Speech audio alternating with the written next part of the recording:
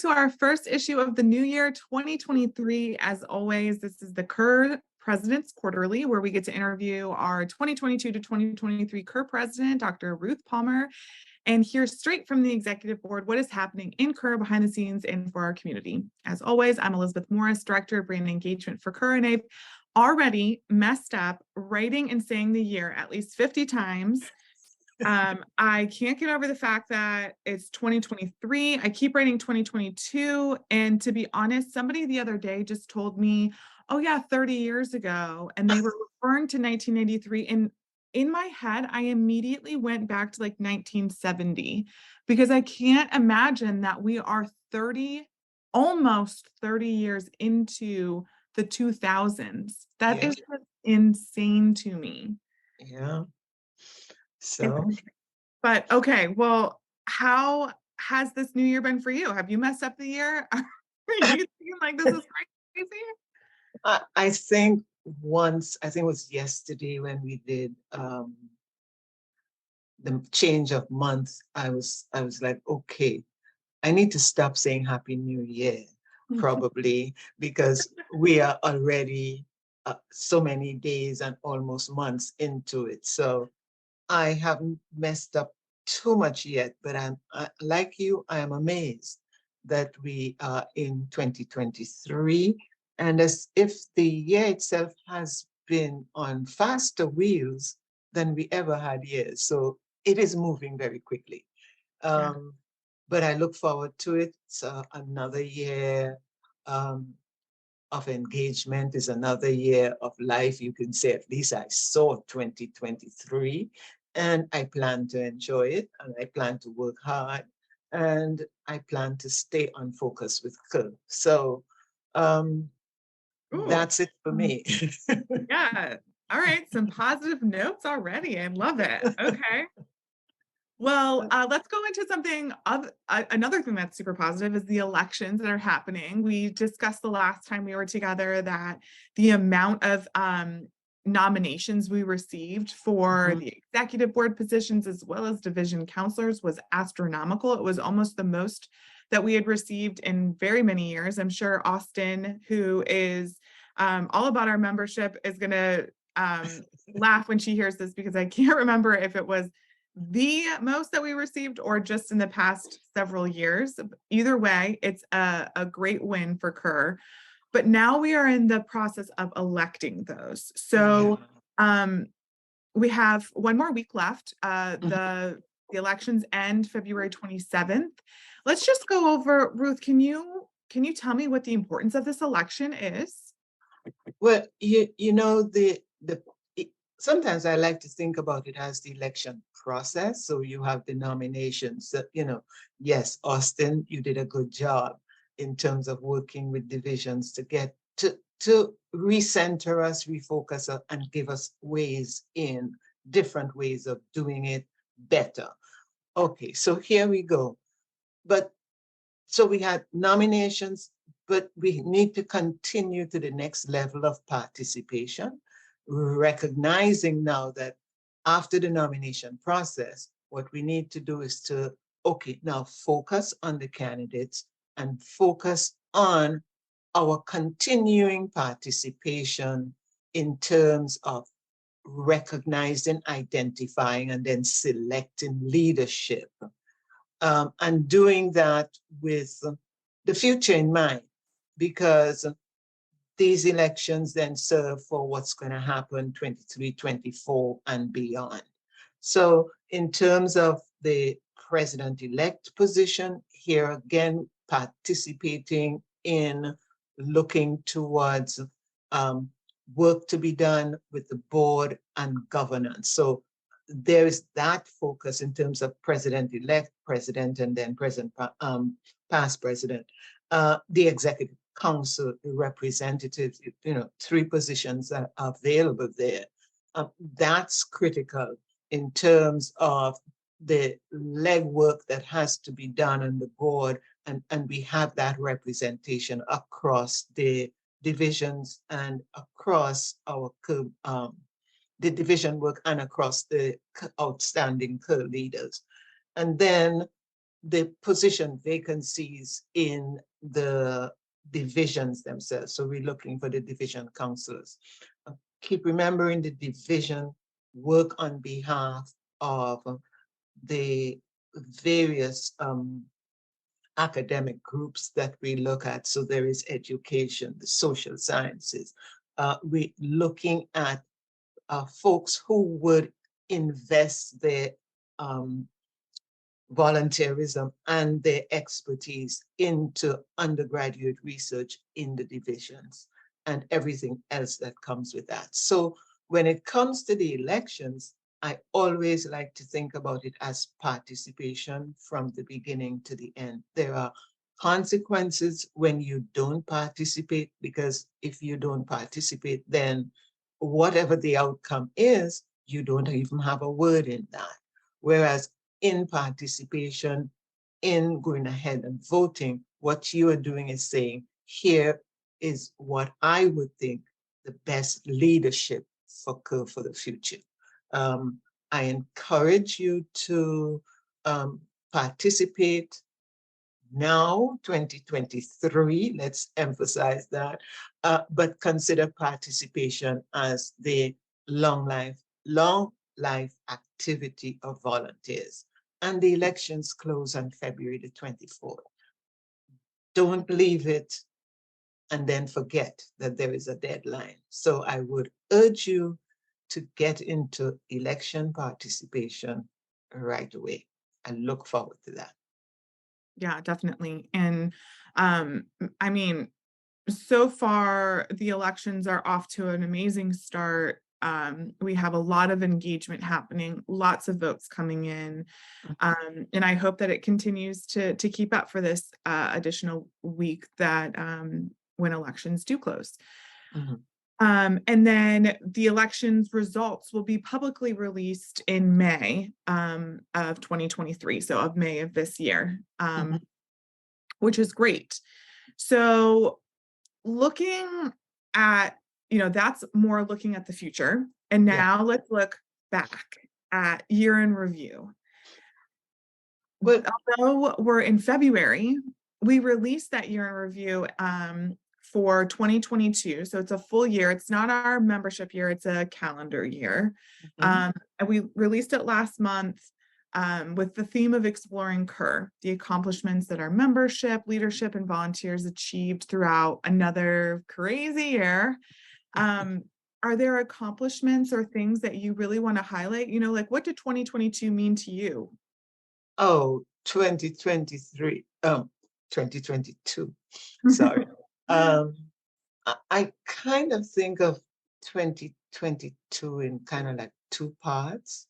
Um, the first part, I was president-elect, and that for me was like going back to school, um, to learn new ways of thinking and being in leadership position, observing um, curl from a different position. So that first part was about learning. The second part as president was about working. And I think working comes with learning. And you get into a job or a position that you have not been in before. It requires you to step out. I always remind myself, a new job with new responsibilities is like walking on water. Yes, you may know a lot about it in your head, but in practice, you translate that out. So the year I consider it a good year for me. Learning is always good for me. I never think that I know it all. And I'm not sure that as a human, I may ever get to the point where I would know everything about everything, or even everything about CUR in terms of direction, choices that we make and looking forward. So that was a good platform for me to celebrate my own learning and discovery, but more than anything else, looking at the work of CUR. I always seem to position myself in a continuum of the leadership of CUR. So I would highlight the Governance Transformation Task Force and the work that it has been doing for 2, 3 years in terms of redirecting, re-examining, and reinventing what could happen in terms of CUR and the future. So I would very much like to highlight that and the work of our past president, Sylvia Rocco, as we continue to work through that. It's going to be tasks that we will be engaged in for some while to come. The other thing would be, sometimes we look at change and we sometimes think about change in terms of radical things happening. And that happens.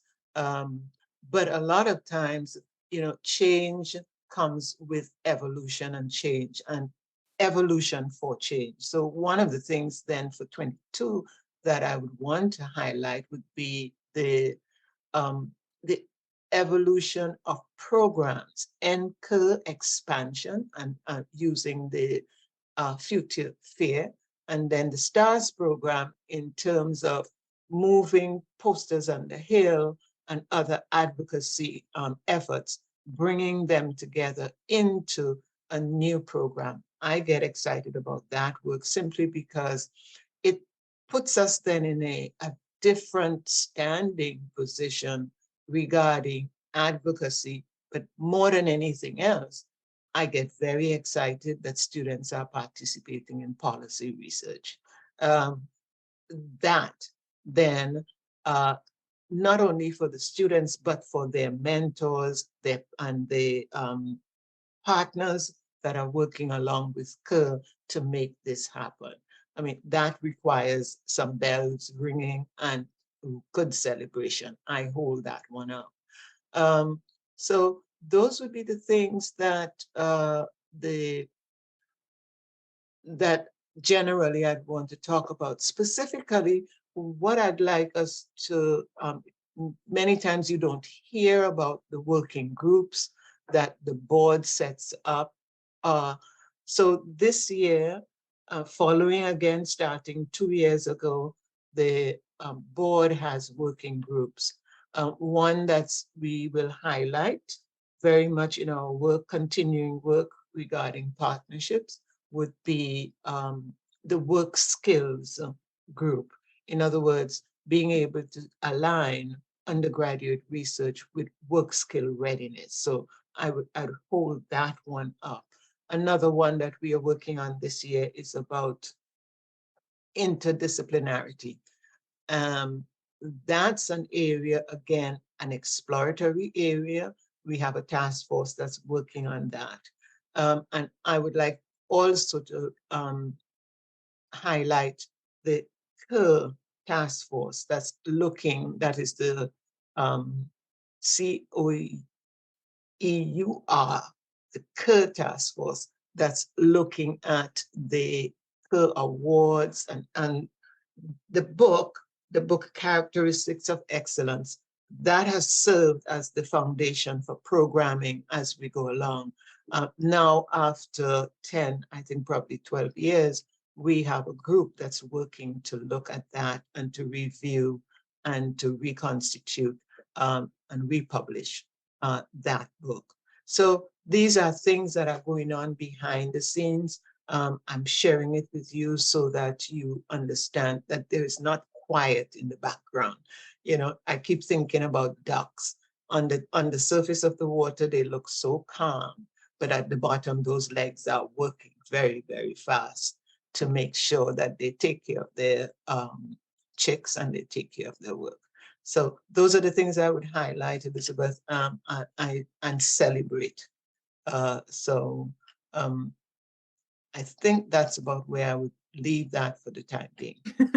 Yes, and I always encourage everyone to go to cur.org /YIR, which stands for Year in Review, so that they can look through those accomplishments too. And this is the first year that we've really highlighted a lot of we always highlight our members, but we included a lot more of our member pictures from past events. that from attendees that come, and it's always great to see those smiling faces too. Puts a little bit more of, who it is that we're celebrating in that picture. Yeah. But speaking of awards, Mhm. and what you talked about with the characteristics of excellence in undergraduate research, that Yeah. work that that task force is doing, which is, ongoing and still great. I know that it's going to make a great difference in updating it. Yeah. Um, but to speak to that, the ARA recipients always use that as part of the nominations process. So let's just make that smooth transition over to some news that we want to go through with ARA. Oh, Um, oh, so I know that there's a special announcement. yes. Well, the Aura Award 2022, the recipient is Norwich University in Vermont. Um, uh, Keep remembering that the Aura Award is given to recognition for institutions with exemplary programs that provide high quality research experiences for undergrad. So extending my congratulations to Norwich University and to the staff, faculty, and everyone who have worked really extensively to advance undergraduate research on that campus. Congratulations every time. Yes, definitely. Congratulations. It's an amazing honor. It is a great, great, great award to receive, and Yeah. they are an amazingly talented and great undergraduate research program that's there at Norwich. Okay. But along with those amazing awards, we definitely have tons of awards coming from our divisions. Our divisions are working hard, and they are getting those awards out left and right. 13 different divisions working hard. I know my team here at the national office is always like, another award. Okay, like great. Let's focus on some other awards that are coming out. I know the Goldwater Scholars announcement will be coming soon, but what about the other one? Well, awards are just part of the happiness of life. I think that we could celebrate. I think sometimes we get so immersed in probably what's dark and what we really don't want to have to spend our time on. To be able to switch from that or to balance that off with celebration. So let's talk about the divisions. First, you talk about arts and humanities.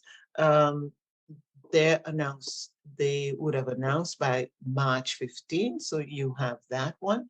By the time you hear this, the Trimmer Travel Award would have closed, and then also the Silver Ranko Award for mentoring.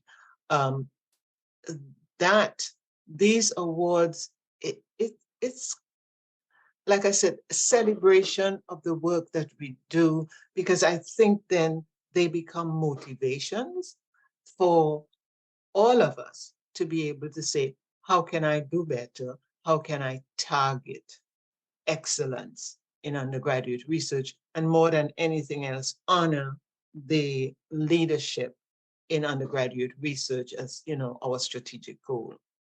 Now, this gives me the opportunity, Elizabeth, to celebrate um, one of our early founders and early workers in the undergraduate research history, um, Brian Andrew.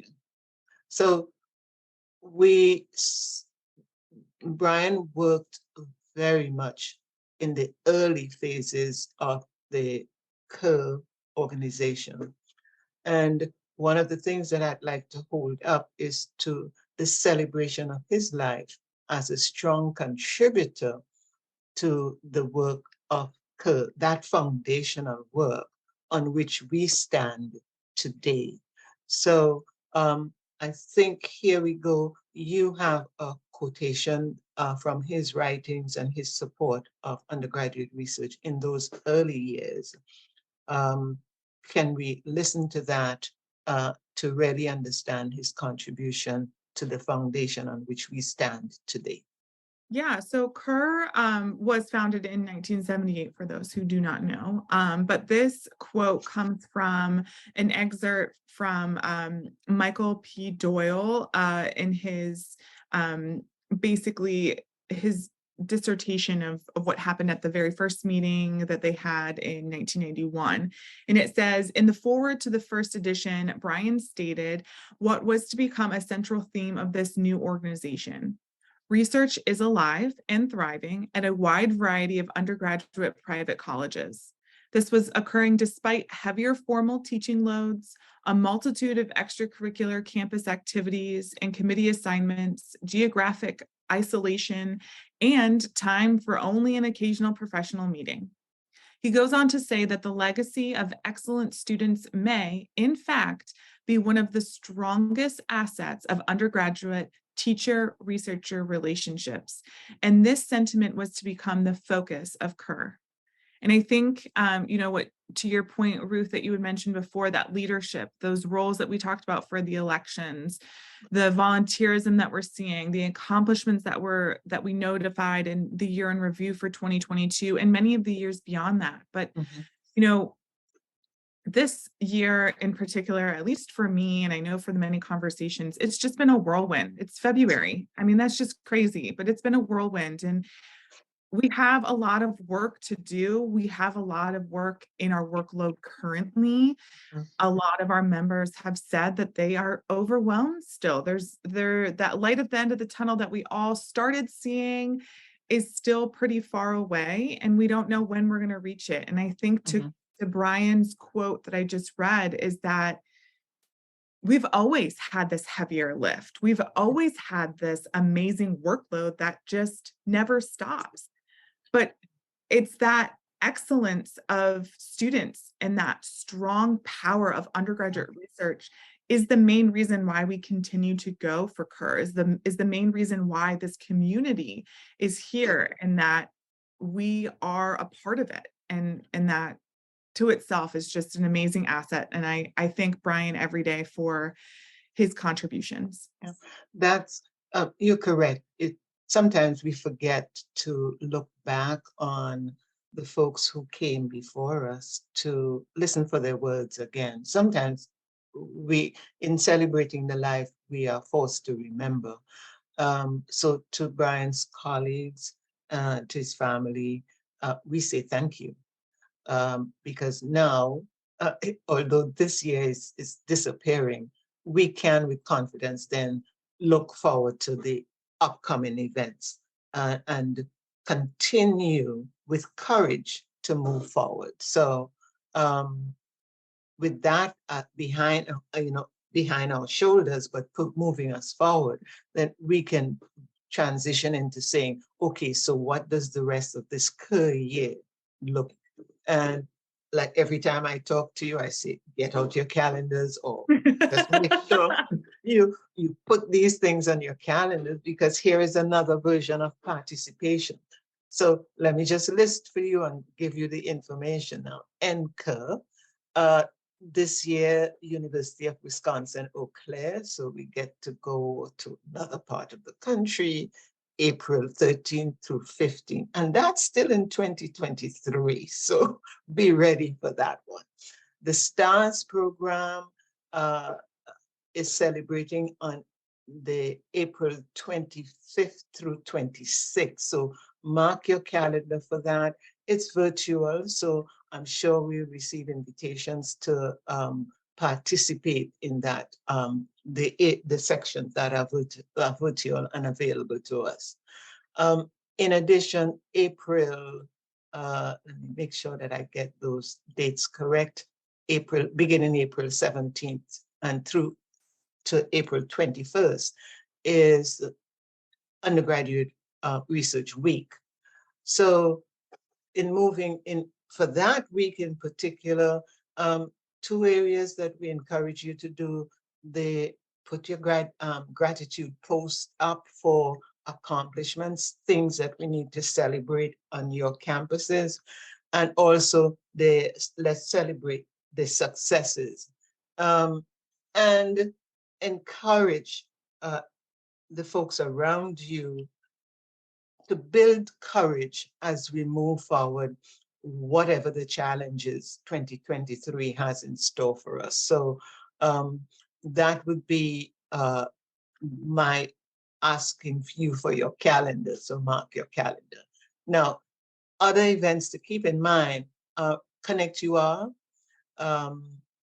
early bird registration, April 21st. And so if you register for the in-person, notice that you will get access to the online program for free. In addition, coming after that, I think, the national office is just getting programs ready for us so that we can take dialogues to the next step. So the online intensive on grant writing, that's coming up. It's a one-day intensive on June 7th. So in terms of looking forward right through to June, mark your calendar for June 7th for the online intensive on grant writing.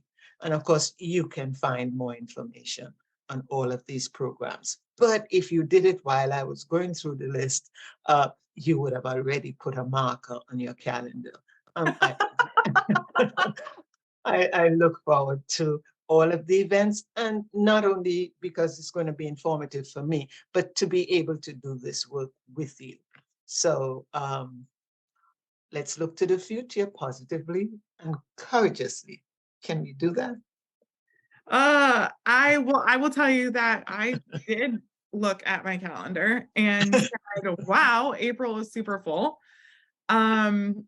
With, celebrating NCUR, then going into the STAR online symposium, and then and then marking my calendar for April 21st to make sure I register for Connect UR early, get that great discount. And then, you know what, I guess I get a little bit of a break in May, but if you're faculty, mentors, staff, or administrators, you're ramping up with finals and graduations and things of that Graduation sort. and that good And stuff. then hop right into June. I mean, woof, national office is trying to kill us over here, huh? In a good way, keeping you and ready to revive you should you fall along the way. So Yes. yeah, With, let's with what I don't know, but hey, with the community. the community embrace. Let's do that. Yes. Definitely. Well, this has always been so amazing. I love talking with you. I love getting a good laughter out of this meeting. It's a breath of fresh air.